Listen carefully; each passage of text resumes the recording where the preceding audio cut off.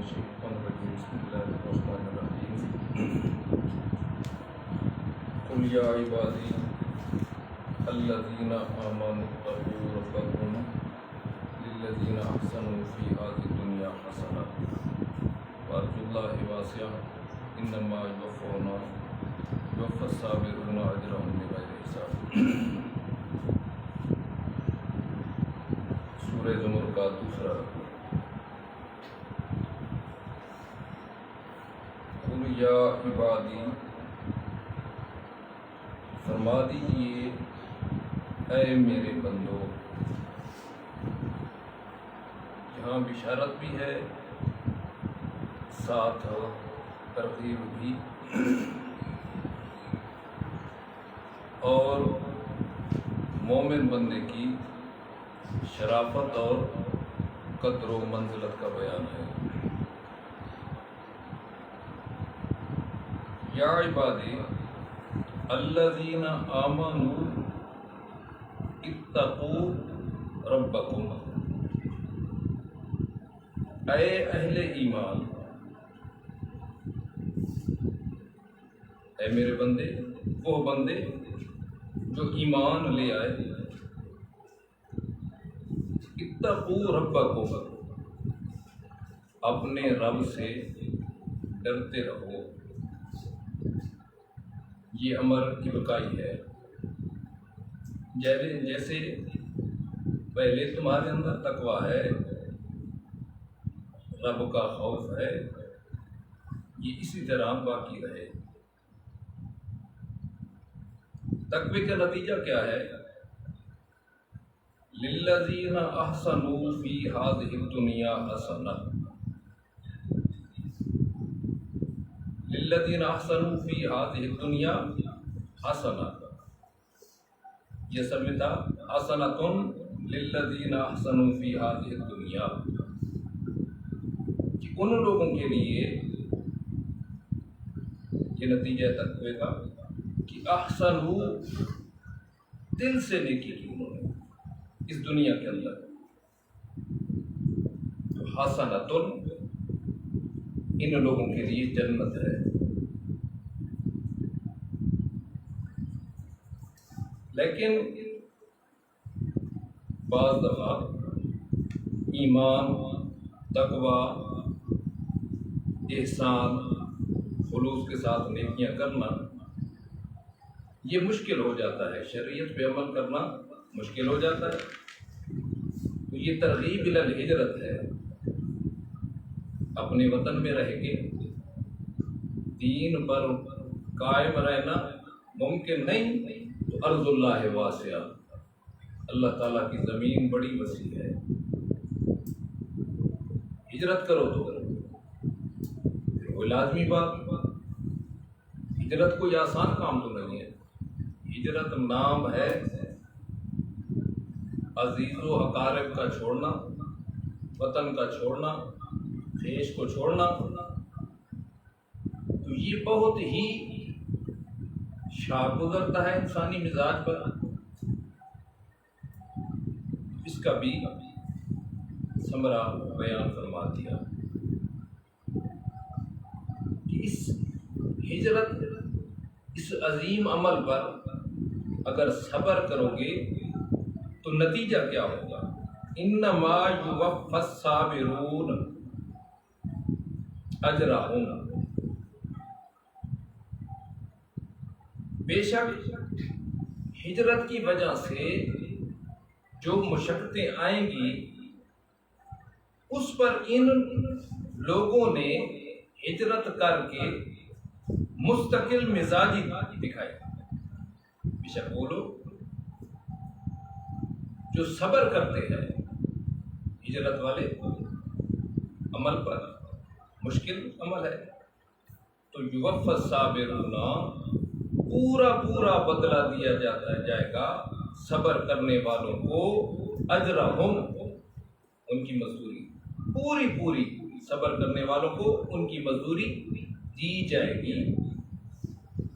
لیکن یہ جتنا عمل ہے اتنا نہیں، بغیر حساب، جب مزدوری دی جائے گی تو یہ گنت شمار سے باہر ہوگا۔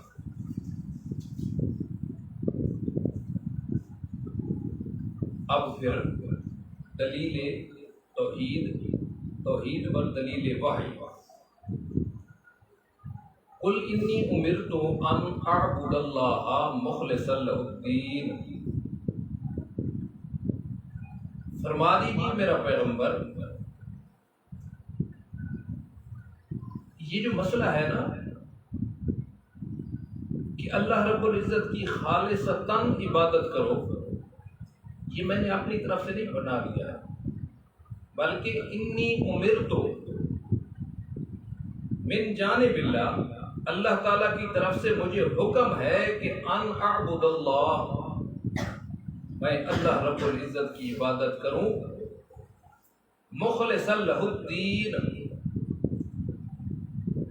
طرح حال ہے کہ خالص کرنے والا ہوں اس کے لیے اپنی تمام عبادات کو، الف لام استغراق، کہ مجھے اللہ تعالیٰ کی طرف سے یہ حکم ملا ہے کہ عبادت کی جتنی اقسام ہیں وہ میں خالص کرنے والا ہوں اللہ تعالیٰ کی، خالصتاً اللہ کی عبادت۔ اور دوسرا حکم یہ ہے امرت لان اکون اول المسلمین، مجھے حکم ملا ہے کہ لان اکون اول المسلمین، کہ میں ہو جاؤں سب سے پہلا فرما برداروں میں سے، پہلا مسلم میں ہو جاؤں، اس امت میں سے اسلام کو حق ماننے والا سب سے پہلا میں ہو جاؤں، کیونکہ نبی کو جب نبوت ملتی ہے تو سب سے پہلے خود اپنی نبوت پر ایمان لانا ہوتا ہے، پیغمبر نے ایمان لانا فرض ہوتا ہے۔ وہ جو روایت آتی ہے کہ نبی علیہ السلام کو جب نبوت ملی تھی، ابتدائی ایام جب وہی بند ہو جاتی تھی تو نبی علیہ السلام پہاڑ پر چڑھ جاتے تھے، اپنے آپ کو گرانے کی کوشش کرتے، پھر جبریل امین آ کر تسلی دیتے، پھر یہی واقعہ پیش آتا۔ اس جو ساری روایت ہے اس کے متعلق سب سے خوبصورت بات علامہ شبلی نعمانی نے کی ہے رحمہ اللہ تعالیٰ نے، اس کے اندر مزید کچھ اپنی طرف سے کہنے کی کوئی ضرورت نہیں ہے۔ وہ فرماتے ہیں کہ صحیح بخاری باب التعبیر میں ہے کہ چند روز تک جب وہی رک گئی تو حضرت صلی اللہ علیہ وسلم پہاڑ کی چوٹی پر چڑھ جاتے کہ اپنے آپ کو گرا دیں، پھر دفعتاً جبریل امین آ جاتے اور کہتے کہ اے محمد تو واقعی خدا کے پیغمبر ہیں، تسلی دیتے۔ اس وقت تو نبی علیہ السلام کو تسکین ہو جاتی، پھر جب وہی کچھ دنوں کے لیے رک جاتی، پھر آپ صلی اللہ علیہ وسلم کسی پہاڑ پر چڑھ جاتے، اپنے آپ کو گرا دینا چاہتے، خودکشی کا ارادہ فرماتے، پھر حضرت جبریل امین نمایاں ہو کر تسکین دیتے کہ آپ واقعی خدا کے پیغمبر ہیں۔ تو علامہ شبلی نعمانی رحمہ اللہ تعالیٰ فرماتے ہیں کہ جب سیاق میں یہ موجود ہے کہ نبوت سے پہلے فرشتوں نے آپ کا سینہ چاک کیا تھا، بچپن کے اندر شک صدر ہوتی اور جسمانی آلائش نکال کر پھینک دی، تو خود ان روایتوں کے روایت کرنے والے کیوں کر یہ کہہ سکتے ہیں کہ فرشتے کا نظر آنا ایسا واقعہ تھا جس سے آپ اس قدر خوف زدہ ہو جاتے تھے؟ خوف زدہ ہونے کے بعد 1 دفعہ تسکین ہو کر پھر بار بار اضطراب ہو جاتا تھا، پھر فرشتہ آ کے کہتا آپ واقعی اللہ کے پیغمبر ہیں. بار بار جبریل امین اطمینان دلاتے تھے. تو علامہ شبلی نعمانی فرماتے ہیں کہ کیا کسی اور پیغمبر کو بھی ابتدائے وحی میں کبھی شک ہوا ہے جو پیغمبر کریم کو ہو رہا ہے، حالانکہ امام الانبیاء ہے؟ اور ساتھ فرماتے ہیں حضرت موسیٰ علیہ السلام نے تو درخت سے آواز سنی، فرشتہ نہیں تھا، درخت سے آواز سنی کہ میں خدا ہوں. تو کیا ان کو کوئی شبہ پیدا ہوا تھا؟ نبوت کا تو مقام ہی بہت بلند ہوتا ہے، وہ تو پہلے استعداد موجود ہوتی ہے.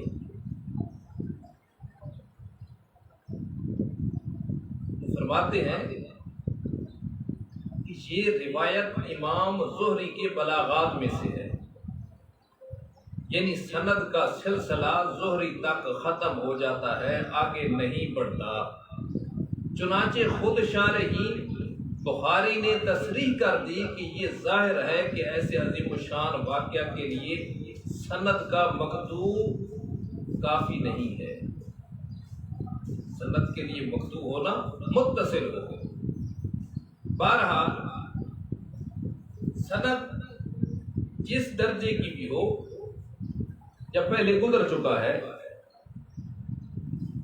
کہ حضرت عائشہ رضی اللہ تعالیٰ عنہ نے وَلَا تَزِرُ وَازِرَةٌ وِزْرَ أُخْرَىٰ کے تحت کہ جب ان کے سامنے یہ بیان کیا گیا کہ عبداللہ بن عمر رضی اللہ تعالیٰ عنہ کہتے ہیں کہ میت پر رونے سے میت کو عذاب ہوتا ہے، تو انہوں نے بڑا خوبصورت جواب دیا تھا کہ ابن عمر کوئی جھوٹا آدمی تو نہیں ہے، بڑا نیک پارسا بندہ ہے، صحابی رسول ہے، لیکن السمع یخطی، دوسری روایت کے اندر ہے ناسیہ او اخطا، یا تو بھول گیا ہے یا غلطی ہو گئی ہے. واقعہ ایسے نہیں ہے. کیوں؟ وہ فرماتی ہیں کہ نبی علیہ السلام گزرے اور ایک یہودیہ عورت پر رویا جا رہا تھا، اور نبی علیہ السلام نے فرمایا وَإِنَّهَا لَتُعَذَّبُ فِي قَبْرِهَا، لوگ تو یہاں اس پہ رو رہے ہیں حالانکہ اس کو عذاب ہو رہا ہے اپنی قبر کے اندر.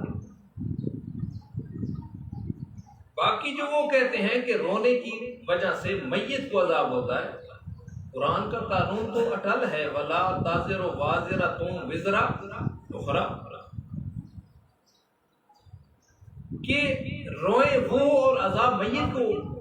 رونا فعل تو ان کا ہے، میت کا تو نہیں ہے. لا تَزِرُ وَازِرَةٌ وِزْرَ أُخْرَىٰ. جب ان کے سامنے یہ روایت پیش کی گئی تو وہ فرماتی ہیں حسبکم القرآن، بس تمہیں قرآن کافی ہے. اگرچہ کوئی زیادہ سند تو نہیں تھی اس واقعے کے اندر، ایک صحابی رسول کا قول پیش کیا جا رہا ہے، لیکن فرمایا نہیں، قرآن کافی ہے. وَلَا تَزِرُ وَازِرَةٌ وِزْرَ أُخْرَىٰ.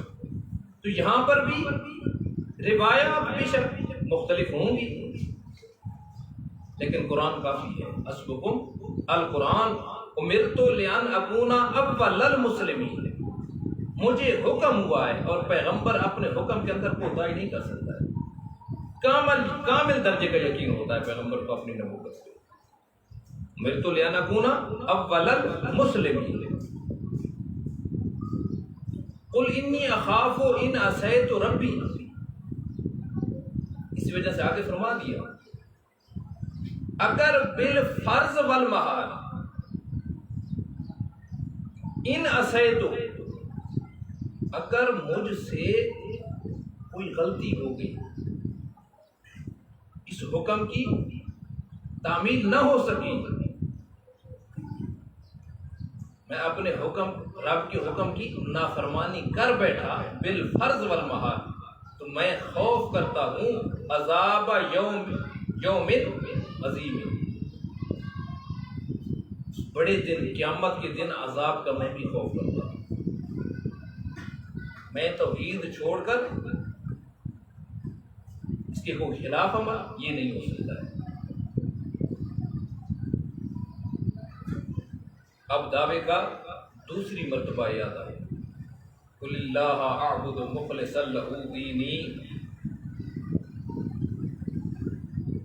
میں اپنے مامورات پر کاربند ہوں، اس لیے فرما دیجئے اللہ اعبد، میں اللہ ہی کی عبادت کروں گا، اللہ اعبد مخلصا لہ دینی، اس طور پر کہ خالص کرنے والا ہوں اس کے لیے دینی، اپنی بندگی کو، میری بندگی صرف اسی کے لیے ہے۔ اب جب دلائل کے ساتھ میں آپ کے سامنے اللہ رب العزت کی وحدانیت بیان کر چکا ہوں اور تم تسلیم نہیں کرتے، تو ان کی جن کی تم چاہتے ہو اللہ رب العزت کی دعوت، فاعبدوا ما، پھر کیا ہوگا؟ یعنی قیامت میں اس کی سزا تو ضرور بھگتو گے نا، فاعبدوا ما شئتم من دونی۔ پھر تخویف فرمائی کہ ان الخاسرین الذین خسروا انفسهم واہلیہم یوم القیامہ، کہ پورے خسارے میں وہ لوگ ہیں جنہوں نے اپنے آپ کو بھی اور اپنی اہل کو بھی خسارے میں ڈالا قیامت والے دن۔ وہ حدیث پاک کے اندر نہیں آتا ہے کہ ہر بچہ فطرت اسلام پہ پیدا ہوتا ہے، پھر ماحول، ارد گرد، والدین، رشتہ دار، دوست، وہ اس کو تبدیل کر دیتے ہیں، کوئی یہودی، کوئی عیسائی، کوئی کچھ ہو جاتا ہے، مذہب اپنا بنا لیتا ہے۔ تو یہ اپنے آپ کو، سب سے پہلے اپنے آپ کو خسارے میں ڈالنا ہے، پھر اپنی اہل کو قیامت والے دن۔ اور جو بندہ قیامت والے دن خسارے میں پڑا، الا ذالک هو الخسران المبین، یہ قیامت کا خسارہ، یہ کھلم کھلا خسارہ ہے۔ کیوں؟ اس کے بعد کوئی نجات کی امید ہی نہیں ہے۔ جب قیامت کے دن ابدی جہنم کا فیصلہ ہو گیا تو پھر نکلنا ہے ہی نہیں۔ پھر حالت یہ ہوگی لہم من فوقہم ظلل من النار،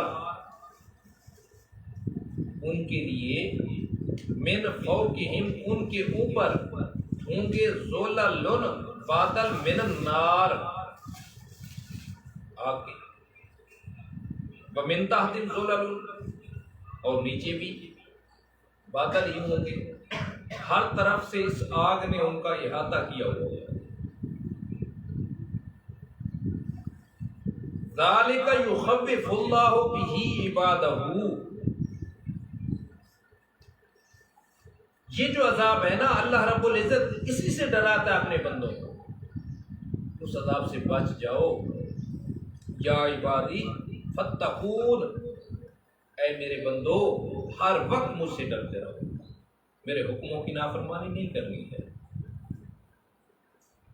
پھر آگے بشارت ہے، والذین اجتنبوا الطاغوت ان یعبدوها وانابوا الی اللہ لہم البشری، والذین، وہ لوگ، اجتنبوا الطاغوت، جو بچتے ہیں طاغوت سے۔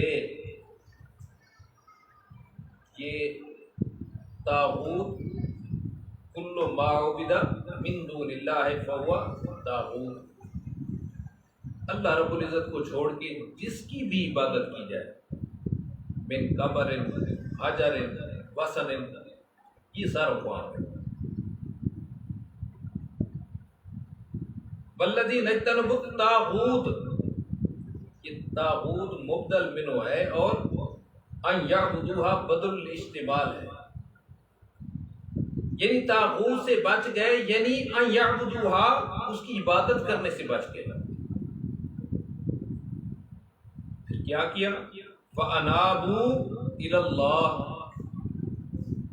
پھر متوجہ ہوئے، لوٹے اللہ رب العزت کی طرف۔ لَهُمُ الْبُشْرَى، ان لوگوں کے لیے خوشخبری ہے۔ کہ کب خوشخبری ملے گی؟ موت آنے کے ساتھ یہ خوشخبریاں شروع ہو جائیں گی۔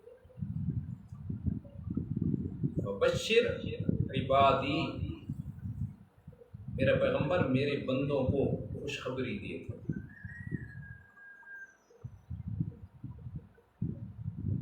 وہ میرے عباد کون سے لوگ ہیں؟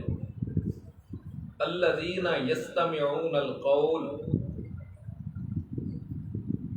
وہ لوگ جو یستمعون توجہ کرتے ہیں، کان لگاتے ہیں، سنتے ہیں، القول بات کو، القول سے مراد قرآن پاک ہے۔ خوشخبری دیجئے میرے ان بندوں کو جو قرآن کو سنتے ہیں، فَيَتَّبِعُونَ أَحْسَنَ، پھر اتباع کرتے ہیں احسن بات کی، کلمہ توحید کی۔ قرآن سنیں گے تو قرآن توحید ہی بیان کرتا ہے، پھر سنتے ہیں، پھر اس کے بعد اس کی اتباع بھی کرتے ہیں، شرک کفر کو چھوڑ دیتے ہیں۔ اولئک الذین ھداھم اللہ، یہی وہ لوگ ہیں جن کو ہدایت دی ہے اللہ نے۔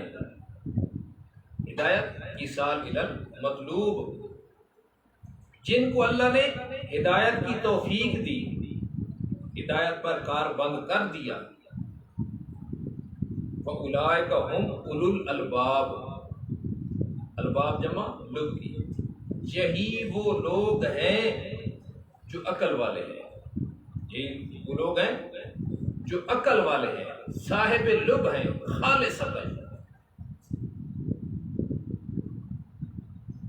کیوں؟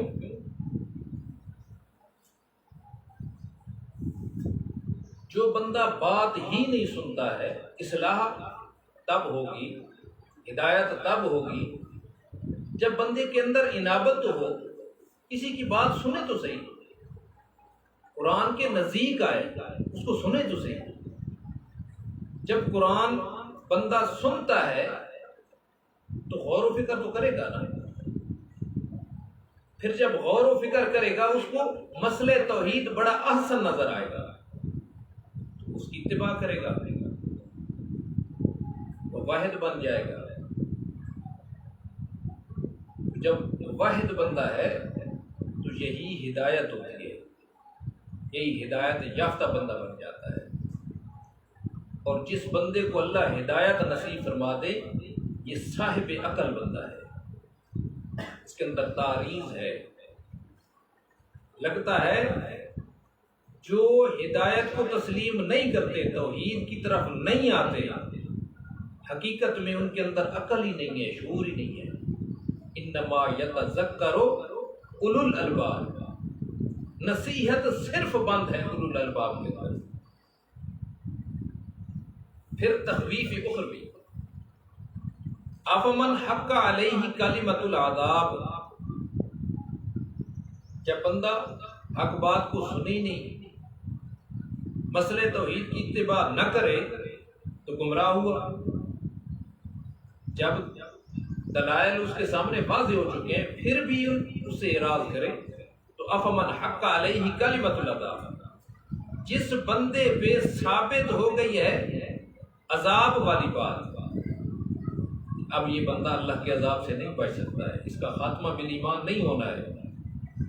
کمن ہوا لیس کذالک، تو جو بندہ اس طرح نہیں ہے وہ یہ اس جیسا ہو سکتا ہے؟ نہیں، اس جیسا نہیں ہو سکتا ہے۔ اللہ نے ازلی تقدیر کے اندر جس کے بارے میں لکھ دیا ہے، اس لیے پیغمبر کریم کو بھی فرمایا آفا انتا تنقذ من فی النار، آفا انتا تنقذ من فی النار، میرا پیغمبر کیا آپ بچا لو گے جو اللہ کے علم کے مطابق آگ میں جانے ہیں؟ من فی النار، علم الہی میں جو ہے کہ جنہوں نے جہنم میں جانا ہے آپ ان کو بچا لیں گے، نہیں بچا سکتے۔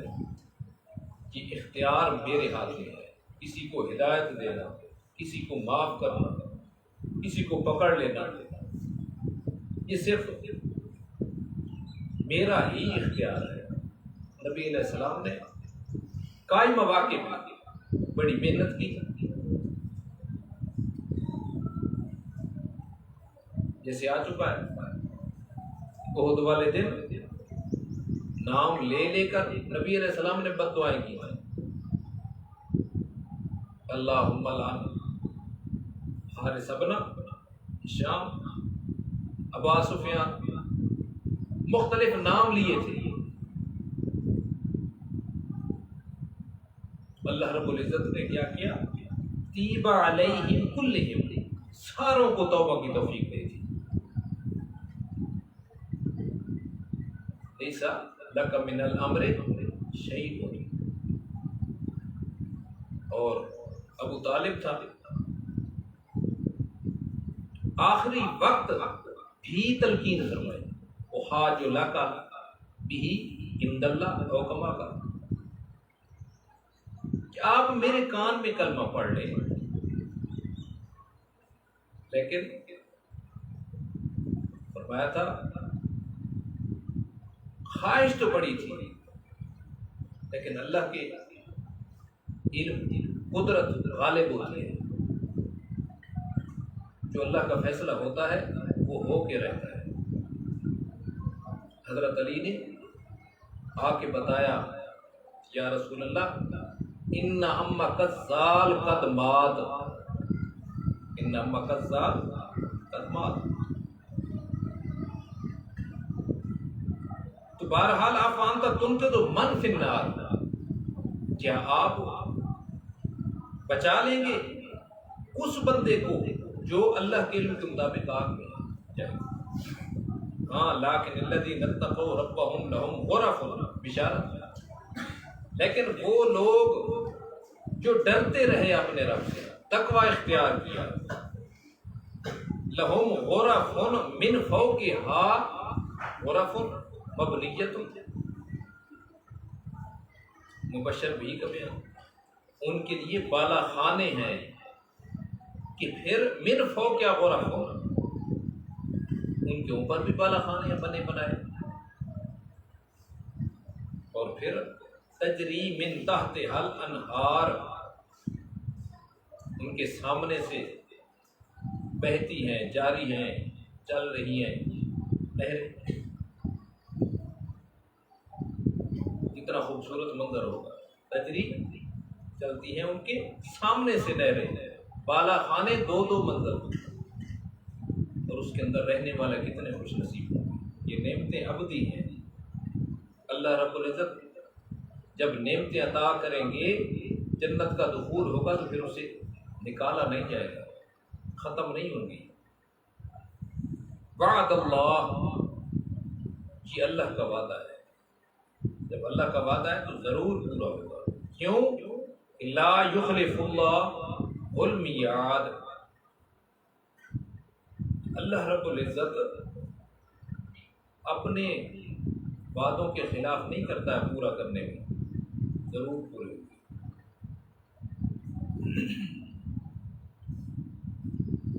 تیسری دلیل عقلی انفسی،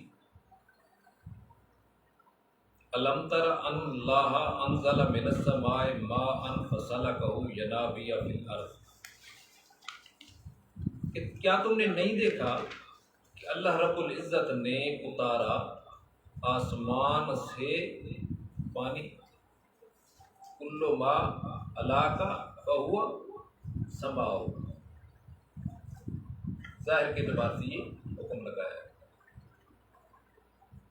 بارش بادلوں سے برستی ہے، آسمان سے تو نہیں ہوتی ہے، لیکن بعض دفعہ ہر چیز جو اوپر ہوتی ہے اس کو آسمان ہی کہہ دیتے ہیں۔ کیا آپ نے نہیں دیکھا کہ اللہ رب العزت نے اتارا ہے آسمان سے پانی کو، فسلکہ ینابیع فی الارض، پھر اس کو چلا دیا ہے چشموں کی صورت میں زمین کے اندر، آسمان سے پانی برسا، زمین کے اندر چشمے چل پڑے، پھر ثم یخرج به زرعا، پھر اس پانی کے ذریعے نکالی کھیتیاں، اللہ رب العزت نے پیدا کر دی کھیتیاں۔ اب ان کھیتیوں کی حالت کیا ہے؟ مختلفاً الوانہ، رنگ مختلف ہیں۔ پھر ان کھیتیوں کو نکالنے کے بعد ثم یہیج، پھر تر و تازہ ہو گیا، ان کو تر و تازہ کر دیا۔ فتراہ مصفرا، بس کچھ دیر گزرتی ہے، چند دن گزرتے ہیں کہ وہ زرد ہو جاتے ہیں۔ ثم یجعلہ، پھر کر دیتا ہے اس کو حطاماً، ریزہ ریزہ۔ ان فی ذلک لذکری لأولی الالباب، اس کے اندر بڑی نصیحت ہے لیکن عقل والے لوگوں کے لیے۔ تو یہ مثال بیان فرمائی کہ یہی حال دنیا کا ہے، آج ہری بھری ہے، کل فنا ہو جائے گی۔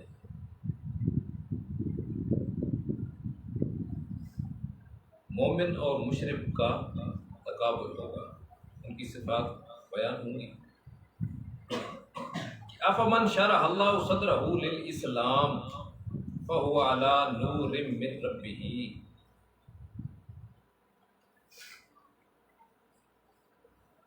افمن،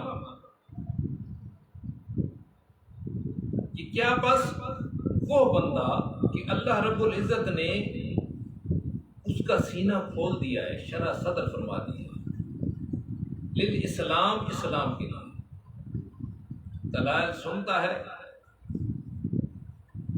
عقل میں بیٹھ جاتے ہیں، یقین ہو جاتا ہے، شک تردد کا شکار نہیں ہوتا ہے۔ افمن شرح اللہ صدرہ للاسلام، سینہ کھول دیا اللہ رب العزت نے۔ جب ہدایت آ گئی تو فہو علی نور من ربہ، اب یہ نور ہدایت پر ہے اپنے رب کی طرف سے، اللہ نے اس کو ہدایت دے دی۔ فرمایا من شرح اللہ کا من ہوا لیسا کذالک، جس کو اللہ نے یہ نعمت نہیں دی ہے یہ برابر نہیں ہو سکتے، جس کا سینہ تنگ ہے۔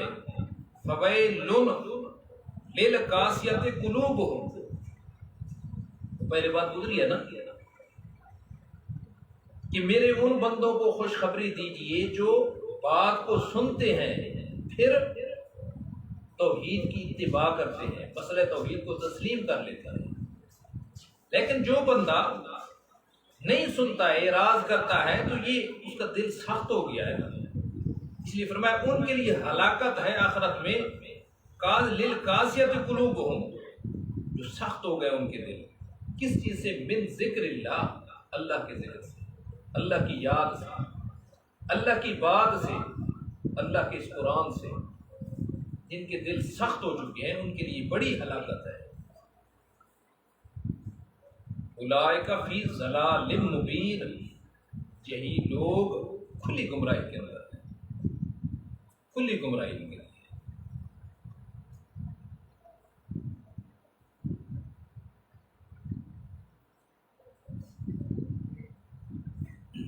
اللہ نزل احسن الحدیث کتابا متشابہا مثانیہ، پہلے بیان تھا نا، الذین یستمعون القول فیتبعون احسنہ، اور آپ فرمایا کہ جن کے دل سخت ہو گئے ان کے لیے بہت بڑی ہلاکت ہے، اور یہ کھلے گمراہ ہے۔ کیوں؟ یہ اعادہ دلیل وحی کا علی سبیل ترقی ہے کہ اللہ رب العزت نے نزل احسن الحدیث، تھوڑا تھوڑا کر کے نازل کیا ہے اس احسن الحدیث کو، بڑی احسن بات ہے۔ فیتبعون احسنہ، کوئی یک بار کی تو بوجھ نہیں آیا ہے، حالات واقعات کے مطابق تھوڑا تھوڑا وہ ہو کے نازل ہو کر آئے، اور یہ ہے احسن الحدیث کتاب ہے۔ باقی بندہ ایک مسئلہ سنے، ایک بات سنے ایک دفعہ، جیسے پڑھتے رہتے ہیں، ذکی طالب علم تو ٹھیک ہے، اشارات سے بھی سمجھ لیتا ہے، ابتداءً بھی سمجھ لیتا ہے، لیکن غبی کے لیے مشکل ہوتا ہے۔ تو اللہ رب العزت نے ساری ذہنیت کو استفادہ کے لیے موقع دیے، اس کو سامنے رکھ کے مسئلہ توحید بیان کیا ہے۔ کتاباً متشابہاً، یہ ملتے جلتے مضامین ہیں، ایک دفعہ سمجھ نہیں آئے تو اگلی مرتبہ سمجھ آ جائے گا، اگلی مرتبہ سمجھ آ جائے گا۔ مثانیہ، جس کے اندر بار بار پڑھا جاتا ہے، ایک مضمون کو دہرایا جاتا ہے، تو یہ کوئی ایسی بات نہیں تھی جو سمجھ میں نہ آئے۔ کتاب بھی احسن الحدیث، اس کے مضامین ملتے جلتے، تو جو ان سے نصیحت حاصل نہ کرے، اس کے سوائے اس کے کیا ہو سکتا ہے کہ اس کے دل، اللہ نے اس کا دل سخت کر دیا ہے، قاسیت ہے۔ لیکن جو اہل ایمان یستمعون القول فیتبعون احسنہ، ان کی حالت یہ ہوتی کہ تقشعر منہ جلود الذین یخشون ربهم، تقشعر، رونگٹے کھڑے ہو جاتے ہیں، ڈر جاتے ہیں، کانپ جاتے ہیں، بال کھڑے ہو جاتے ہیں، من ہو، اس قرآن سن کر، جلود الذین، چمڑے ان لوگوں کے جو یخشون ربهم، یخشون، جو اپنے رب کا ڈر رکھتے ہیں، ثم تلین جلودہم، پھر ان کے چمڑے نرم ہو جاتے ہیں اور ان کے دل اللہ کے ذکر کی طرف۔ ایک ہوتا ہے خوف، تبھی کسی چیز سے ڈر کے بندہ کانپنے لگ جاتا ہے، یہ الگ خوف ہے، یہ تو ہر انسان کے اندر ہوتا ہے۔ ایک ہوتا ہے خوف عقلی شرعی، کہ بندہ نافرمانی کر رہا ہے، جب اللہ تعالیٰ کے احکامات بیان کیے جائیں تو کانپ جائے، ڈر جائے، آئندہ نافرمانی نہ کرے، وہی یہاں مطلوب ہے۔ الذین یخشون ربہم ثم تلین جلودہم وقلوبہم، پھر نرم ہو جاتے ہیں ان کے دل بھی، الی ذکر اللہ، اللہ کے ذکر کی طرف، عمل کرنے کی طرف، آخرت کی طرف۔ ذالک ھدی اللہ، یہی ہدایت ہے جو اللہ رب العزت نے ان کو ہدایت دی، یہ اللہ کی ہدایت ہے۔ یہدی بہ من یشاء، خائفین کو اللہ تعالیٰ عطا کرتا ہے جس کو چاہتا ہے۔ ومن یضلل اللہ، جس کو اللہ رب العزت گمراہ کرے، فما لہ من ہاد، پھر اس کے لیے کوئی رہنما نہیں ہو سکتا ہے۔ جب اللہ نے ہدایت اس کے حق میں لکھی نہیں ہے، جیسے پہلے تھا افانت تنقذ من فی النار، اب دلیل وحی کے بعد پھر مومن مشرک کا تقابل، مقابلہ۔ افمن یتقی بوجہہ سوء العذاب یوم القیامہ،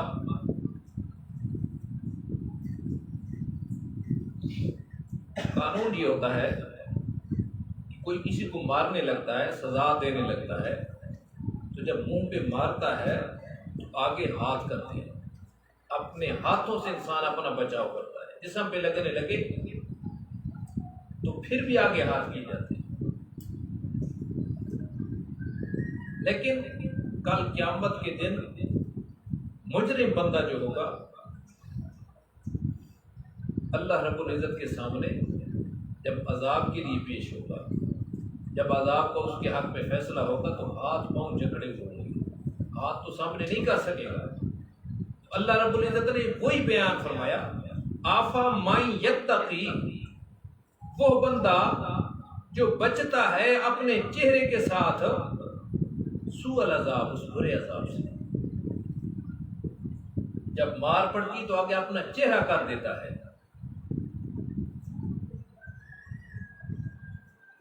وقیل للظالمین ذوقوا عذاب ذوقوا ما کنتم تکسبون۔ قیامت والے دن جب یہ اپنے منہ کے ساتھ اپنا دفاع کرے گا، اپنے چہرے سے روکے گا اس عذاب کو، یہ ایک سزا ہوگی نا، دوسری تذلیل بھی ہوگی۔ اللہ رب العزت ان کو ذلیل بھی کریں گے۔ قیلا، ان کو کہا جائے گا ظالموں کو، ذوقوا ما کنتم تکسبون، اب چکھو نا وبال ان کاموں کا جو کرتے تھے، شرک کفر کر کے آئے ہو، اب وبال چکھو، اب تمہیں عذاب ہوتا ہے۔ پھر تخویف دنیاوی، کذب الذین من قبلہم، کذب الذین من قبلہم، یہ کذب کا مفعول محذوف ہے۔ کذب الذین من قبلہم، الذین من قبلہم یہ فاعل بنے گا کذب، اور مفعول وہ مسئلہ توحید، حق، اللہ کی وحدانیت، کہ تکذیب کی ان لوگوں نے جو ان سے پہلے تھے، حق بات کی، جھٹلا دیا۔ فَأَتَاهُمُ الْعَذَابُ مِنْ حَيْثُ لَا يَشْعُرُونَ، جب تکذیب کی تو نتیجہ یہ نکلا، أَتَاهُمُ الْعَذَابُ، آ گیا ان کے پاس عذاب اس جگہ سے ان کو شعور تک ہی نہیں تھا، اچانک اللہ رب العزت کی پکڑ ہے۔ فرمایا فَأَذَاقَهُمُ اللَّهُ الْخِزْيَ فِي الْحَيَاةِ الدُّنْيَا، اللہ رب العزت نے ان کو چکھایا، کیا چکھایا؟ خزي، ذلت، دنیا کی زندگی میں کسی پر پتھر برسے، پتھروں کی بارش آ رہی، کوئی زمین کے اندر دھنسا دیے گئے، کچھ لوگوں کی، کچھ قوموں کی شکلیں مسخ کر دی گئی، یہ اللہ رب العزت نے دنیا کے اندر ان کو عذاب چکھایا اور ان کو عبرت بنایا۔ لیکن وَلَعَذَابُ الْآخِرَةِ أَكْبَرُ، آخرت کا عذاب تو بہت بڑا ہے۔ یہ وَالْعَذَابُ الْآخِرَةِ، یہ عذاب الآخرہ، الآخرہ قیامت کا جو عذاب ہے نا، اکبر کہا ہے۔ اکبر اسم تفضیل ہوتا ہے، اسم تفضیل کا صیغہ ہے، اس کا مفضل علیہ بیان ہوتا ہے، آگے وہ یہاں پر محذوف ہے۔ والا عذاب الآخرۃ اکبر من کل عذاب، جہنم کے بہت سارے عذاب ہوں گے، قائدم کے ہوں گے، ان کے لیے اللہ رب العزت بہت بڑا عذاب دیں گے۔ لیکن لو کانوا یعلمون فی الدنیا، کاش کہ یہ سمجھ جاتے، جان لیتے اپنے ان برے کرتوتوں کا انجام دنیا ہی کے اندر۔ پھر ترغیب الی القرآن ہے، وَلَقَدْ ضَرَبْنَا لِلنَّاسِ فِي هَذَا الْقُرْآنِ مِنْ كُلِّ مَثَلٍ، ہم نے بیان کر دیا ہے لوگوں کی ہدایت کے لیے اس قرآن کے اندر ہر قسم کی مثالیں، عمدہ عمدہ مثالیں، مضامین بیان کیے ہیں، لَعَلَّهُمْ يَتَذَكَّرُونَ، تاکہ وہ نصیحت حاصل کریں۔ مضامین مختلف قرآن پاک کے اندر، ایک ہی واقعہ ہوگا، اب مختلف انداز میں بیان کیا جائے گا۔ پھر ایک مسئلہ ہوگا، قائد دلائل سے ثابت کیا جائے گا، صاحب علم لوگ ہیں ان کے لیے دلائل ہوں گے، اگر ان پڑھ ہیں ان کے لیے بھی ہوں گے۔ یہ زمین، آسمان، کھیتیاں، یہ سب کچھ اللہ رب العزت نے جب پیدا کیا ہے، تمہاری اپنی تخلیق اللہ رب العزت نے کی ہے، بن مانگے تجھے اتنی نعمتیں دے دی ہیں،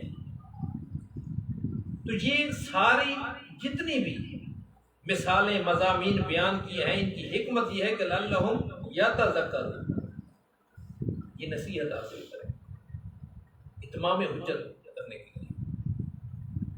لیکن قرآن عربیًا غیر ذی عوج، پھر سوال ہوتا ہے جو اکثر لوگ نہیں تسلیم کرتے تو قرآن مشکل ہے، کیا بات مل جل جاتی ہے، پہلے کچھ ہو اور آخر میں کچھ ہو جائے، جیسے دنیاوی تصانیف کے اندر ہوتا ہے، بندے سے بھول چوک ہو جاتی ہے۔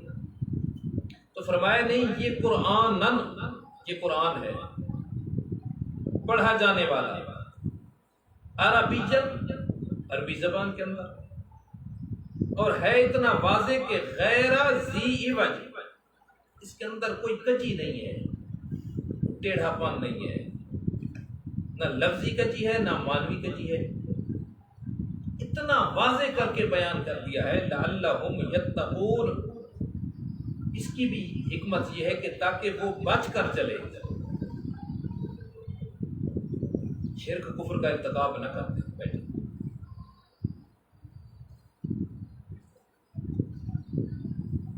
اب ان مثالوں میں سے ایک مثال، ضرب اللہ مثلا رجلا فیہ شرکاء متشاکسون ورجلا سلما لرجل هل یستویان مثلا الحمدللہ بل اکثرهم لا یعلمون۔ یہ مشرک اور مومن کی پھر مثال ہے کہ اللہ رب العزت بیان کرتے ہیں ایک مثال ایسے مرد کی کہ اس کے اندر کئی شریک ہے، ایک بندہ، ایک عبد بہت سارے شریکوں کا غلام ہے، سارے مشترکہ طور پر اس کے مالک ہیں، اور ان کا بھی آپس میں اتفاق نہیں ہے، متشاکسون، آپس میں جھگڑا ہے، ایک کی خدمت کرتا ہے تو دوسرا ڈانٹتا ہے، میرا کام کون کرے گا، پھر تیسرا، اور جو بہت سارے مالکوں کا غلام ہے وہ اس کا خیال بھی نہیں رکھتے، بیمار ہے، کھانا ہے، پینا ہے، پہننا ہے، رہنا ہے، وہ کرے، وہ کہے گا، وہ کرے گا، وہ کرے گا، وہ کرے گا، وہ خیال نہیں۔ تو ایک یہ مثال ہے، اور دوسرا رجلان سلما لرجل، ایک ایسا بندہ ہے جو سارا کا سارا ایک ہی مالک کا غلام ہے، وہ اس کا بڑا خیال رکھتا ہے، اس کو جو پتا ہے اس کو کھانا پینا میں نے دینا ہے، اس کے اخراجات میرے ذمے ہیں۔ تو پھر سوال ہوا هل یستویان مثلا، یہ دونوں مرد صفت کے اندر برابر ہو سکتے ہیں؟ کبھی نہیں ہو سکتے، کبھی کہیں جائے گا، کبھی کہیں جائے گا، کہیں سے بھی پوری نہیں ہوگی، جس کے کئی شریک ہیں، کئی جھگڑا کرتے ہیں اس کے بارے میں، اور ایک یہ ہے کہ ایک در پہ رہتا ہے، ایک ہی جگہ رہتا ہے۔ تکلیف آزمائش تو آتی ہے لیکن سکون میں ہے۔ مسلم شریف کے اندر ایک روایت ہے نا کہ مسلمان و واحد مومن اور منافق کے درمیان فرق یہ ہے، جو منافق ہوتا ہے اس کی مثال اس بکری کی ہے جو اپنا نر تلاش کرتی ہے، کبھی اس ریوڑ میں جائے گی، کبھی اس ریوڑ میں جائے گی، اسے ایک جگہ سکون نہیں آئے گا، اور مومن ایک ہی جگہ ٹک جاتا ہے۔ اس لیے فرمایا ضرب اللہ مثلا رجلا، اللہ رب العزت مثال بیان کرتے ہیں مرد کی، ایک مرد ایسا کہ اس کے اندر کئی شریک اور آپس میں بھی جھگڑا کرتے ہیں، اور دوسرا وہ بندہ کہ سارا کا سارا ایک مرد کے لیے ہے۔ هل یستویان، کیا یہ برابر ہو سکتے ہیں؟ الحمدللہ، نتیجہ خود بخود نکلتا ہے، تمام تعریفیں اللہ رب العزت کے لیے ثابت ہیں، وحدہ الجلالہ، صفات کار سازی صرف اللہ رب العزت کے لیے ثابت ہے، لیکن یہ بات بل اکثرهم لا یعلمون، اکثر بندے اس بات کو نہیں سمجھتے کہ ان الحمد للہ لا لغیرہ، تعریف صرف اللہ رب العزت کی لیے، صفات کار ساتھی ثابت ہیں صرف اللہ رب العزت کے لیے، نہ کہ کسی اور کے لیے۔ انک میت وانہم میتون ثم انکم یوم القیامت عند ربکم تختصمون۔ انک میت، بے شک آپ بھی اس دنیا سے چلے جائیں گے، اور وہ بھی اور وہ بھی انہم میتون، مرنے والے ہیں، دنیا چھوڑنے والے ہیں۔ ثم انکم یوم القیامت، پھر تم قیامت والے دن اپنے رب کے ہاں تختصمون، جھگڑا پیش کرو گے، جھگڑو گے، فیصلے وہ خود کرے گا۔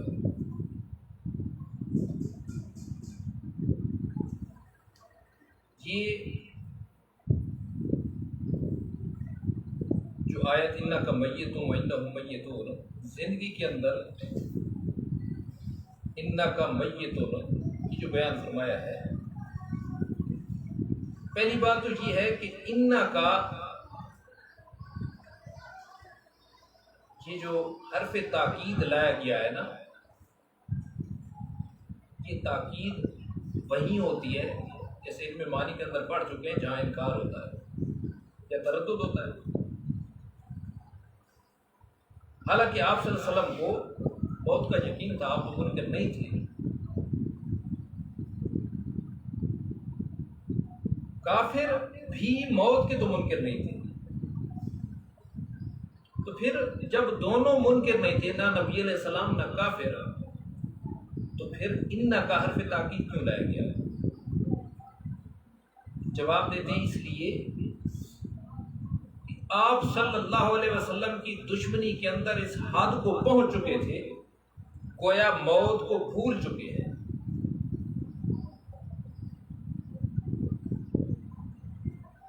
باقی اس کے بارے میں باتیں مختلف علماء پیش کرتے رہتے ہیں۔ جو خطبہ صدیق اکبر نے دیا ہے،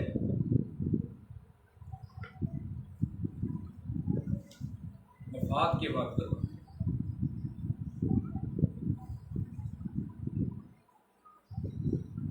اس کو نقل کیا ہے مسند امام اعظم کے اندر، اور اس روایت کو سننے کے بعد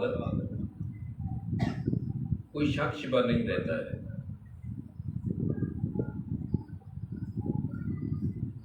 یہ فرماتے ہیں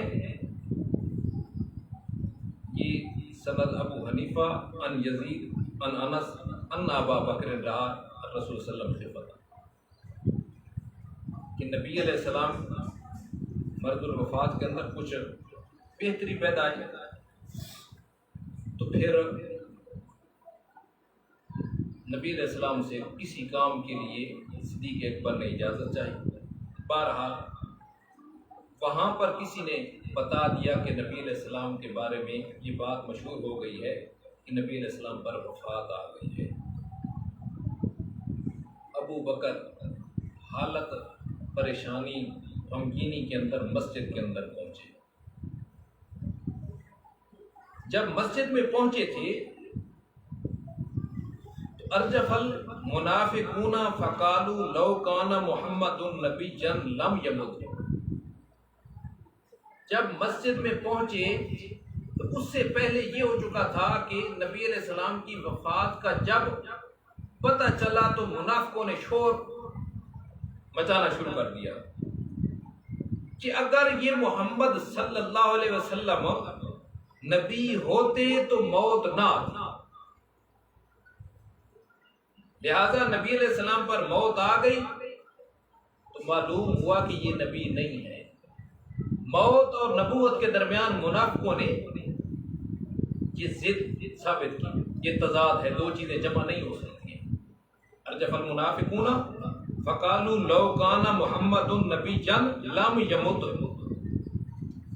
جب حضرت عمر رضی اللہ تعالیٰ عنہ نے یہ بات سنی کہ منافق تو شور مچا رہے ہیں نبی علیہ السلام کی وفات کے اس مسئلے پر، وہ نبی علیہ السلام کی نبوت کا انکار کر رہے ہیں، یہ کہتے ہیں کہ اگر یہ نبی ہوتا تو موت تو نہ آتی، موت تو آ گئی، لہذا نبی علیہ السلام نبی نہیں تھے۔ تو حضرت عمر نے فرمایا لا اسمع رجلا یقول مات محمد الا ضربته بالسیف، اب اگر کسی بندے کو میں نے یہ کہتے سنا کہ محمد صلی اللہ علیہ وسلم فوت ہو گئے ہیں تو میں اس کی گردن اڑا دوں گا۔ وجہ اس کی کیا تھی کہ وہ کہتے تھے کہ لو کان محمد النبی لم یمت، لو کان محمد النبی لم یمت، اور موت آ گئی تو نتیجہ خود نکل آیا کہ نبی یہ محمد نبی نہیں تھا۔ سورہ کبرے سمجھ آ گئے، لو کان محمد النبی لم یمت، موت نہ آتی، اور مات محمد موت آ چکی ہے، تو معلوم ہوا کہ یہ محمد صلی اللہ علیہ وسلم سچا نبی نہیں تھا۔ حضرت عمر رضی اللہ تعالیٰ عنہ نے اعلان کر دیا کہ جس بندے نے کہا مات محمد الا ضربته بالسیف فکفوا لذلک، اب منافق رک گئے یہ بات کرنا۔ حضرت عمر نے جب یہ دھمکی دی تو رک گئے۔ فلما جاء ابو بکر والنبی صلی اللہ علیہ وسلم مسجد کشف الثوب عن وجهه، صدیق اکبر آئے، چہرہ مبارک ڈھانپا ہوا تھا، چہرے کو کھولا، پھر آنکھوں کے درمیان بوسہ دیا اور فرمایا ما کان اللہ لیذیقک الموت مرتین، اللہ رب العزت آپ کو 2 مرتبہ موت نہیں چاہتا، انت اکرم علی اللہ من ذلک، یہ حضرت عمر کہہ رہے تھے۔ ثم خرج ابو بکر فقال یا ایھا الناس، حضرت عمر بھی سن رہے تھے، یا ایھا الناس من کان یعبد محمدا فإن محمدا قد مات ومن کان یعبد رب محمد فإن رب محمد لا يموت، جو بندہ پیغمبر کریم صلی اللہ علیہ وسلم کی عبادت کرتا تھا تو نبی علیہ السلام اس دنیا سے چلے گئے ہیں، اور جو بندہ محمد صلی اللہ علیہ وسلم کے رب کی عبادت کرتا تھا تو فإن رب محمد لا يموت، اس پہ تو کبھی موت آنی نہیں ہے، وتوکل علی الحی الذی لا يموت۔ پھر حضرت صدیق اکبر نے پڑھا ما محمد الا رسول قد خلت من قبلہ الرسل افإن مات او قتل انقلبتم علی اعقابکم ومن ينقلب علی عقبیہ فلن یضر اللہ شیئا وسیجزی اللہ الشاکرین۔ تو حضرت عمر فرمانے لگے کہ گویا کہ ایسا لگتا تھا لم نقرأھا قبلھا، یہ آیت تو ہم نے اس سے پہلے پڑھی ہی نہیں تھی، ذہن نہیں جا رہا تھا، یاد نہیں، غم اتنا تھا، پریشانی اتنی تھی، اوپر سے منافقین کی بکواسات بھی تھی۔ فقال الناس مثل مقالت ابی بکر، صدیق اکبر نے کیا کہا کہ جو عبادت کرتا تھا محمد صلی اللہ علیہ وسلم کی، نبی علیہ السلام تو دنیا چھوڑ گئے، وہ تو چلے گئے، ان کا مستقر تو جنت ہے، جو محمد صلی اللہ علیہ وسلم کے رب کی عبادت کرتا تھا وہ زندہ ہے، اس پہ موت نہیں آئی اور اس کی عبادت کرتے رہیں گے۔ اب اس کے بعد کیا ہوا؟ فقال الناس مثل مقالت ابی بکر من کلامہ و قراءتہ، جو بات صدیق اکبر کر رہے تھے، اب پیغمبر کریم اس دنیا سے چلے گئے، من کلامہ و قراءتہ، اور جو آیتیں پڑھ رہے تھے، اب تمام فقال الناس تمام صحابہ کی زبان پہ جاری ہو گیا، مسئلہ اتفاقی ہو گیا۔ فقال الناس، لوگوں نے شروع کر دیا کہنا مثل مقالت ابی بکر، جو صدیق اکبر بات کر رہے تھے، چاہے کلام کر رہے تھے یا جو قرات کر رہے تھے، جو آیتیں پڑھ رہے تھے، انک میت و انہم میتون۔ بہرحال مختلف قسم کی پھر یہاں پر اعتراضات تعویلیں کی جاتی ہیں کہ انک میت و انہم میتون، معطوف علیہ کے مغائر ہوتا ہے، تو پھر واطیع اللہ واطیع الرسول کے اندر بھی مغایرت لازمی ہے۔ حالانکہ یہاں انور شاہ صاحب رحمہ اللہ تعالیٰ نے کہہ دیا ہے کہ واو ایزن کے معنی میں ہے، انک میت و انہم میتون۔ پھر کہا جاتا ہے یہ میتون مصدر ہے، حالانکہ مبتدی طالب علم بھی جانتا ہے کہ میتون کا معنی ہوتا ہے مرنے والا، یہ صفت کا معنی ہوتا ہے۔ اسم فاعل اسماء صفات ہوتے ہیں کہ مرنے والا، یہ مصدر کا تو معنی نہیں ہے۔ اگر وہ بھی مان لیا جائے تو پھر یہ ترکیب کا کیا بنے گا؟ انکا میتون، کاف ضمیر ذات اسم ہے، میتون خبر ہے، محض وصف کا حمل ذات کا تو صحیح نہیں ہے۔ یہ پھر ترکیب معاذ اللہ قرآن پاک کے اندر غلط ہے۔ اگر مصدر بھی بنائیں گے تو پھر ذات مال وصف اسم فاعل یا صفت مشبہ کے معنی میں کرنا پڑے گا۔ انکا میتون وانہم میتون ثم انکم، پھر بے شک تم قیامت والے دن عند ربکم، اپنے رب کے ہاں تختصمون، یہ جھگڑا پھر وہاں پر حل ہوگا عملی طور پر۔ علمی طور پر تو حل ہو چکا ہے نا، عملی طور پر پھر قیامت والے دن حل ہوگا۔